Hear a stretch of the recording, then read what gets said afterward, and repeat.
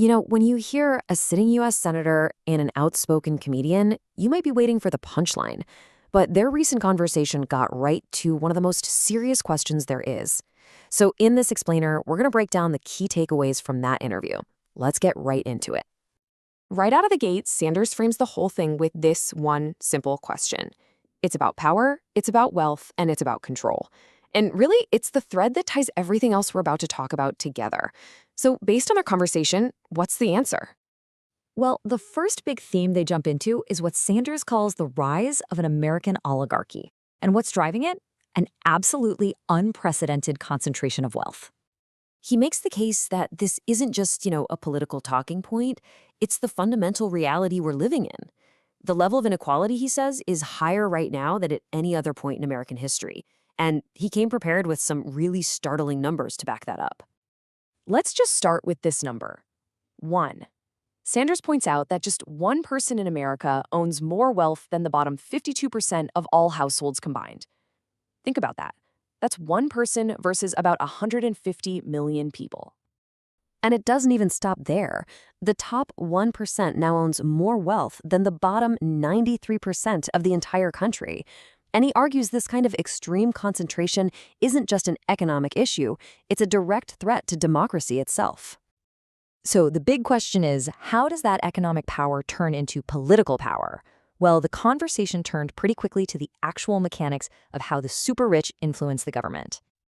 Both Tim Dillon and Bernie Sanders pointed to this one specific moment as the major turning point, the Citizens United decision from the Supreme Court. By basically defining huge political donations as a form of free speech, it threw the doors wide open for unlimited spending in elections. And this is the cycle they described.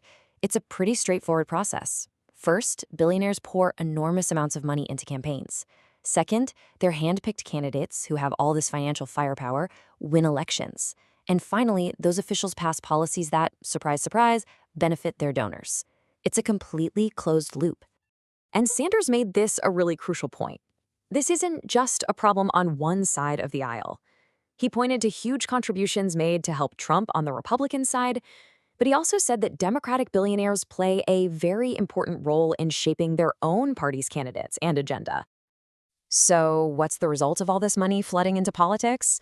Well, according to their discussion, it has fundamentally changed both of the major parties. Dillon kind of floated the idea that the Democratic Party has moved really far from its roots, and Sanders largely agreed. He described this shift from being a party for the working class with a focus on the economy to a party dominated by college-educated managerial types who are more focused on social issues. As for the Republican Party, Sanders argued its transformation has been even more dramatic. He says it went from a pretty conventional center-right party that represented big business interests to what he calls a right-wing extremist party that's built around a cult of personality, where politicians are terrified of being primaried if they defy Donald Trump.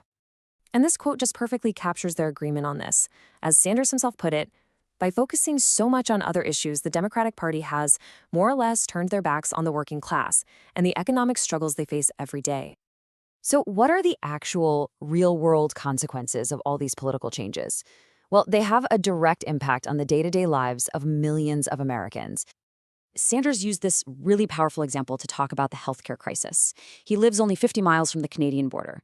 In the US, a hospital stay could bankrupt you. In Canada, your bill is zero. He points out that America is the only major country that doesn't guarantee healthcare for all its people. And that squeeze on working people doesn't just stop at healthcare.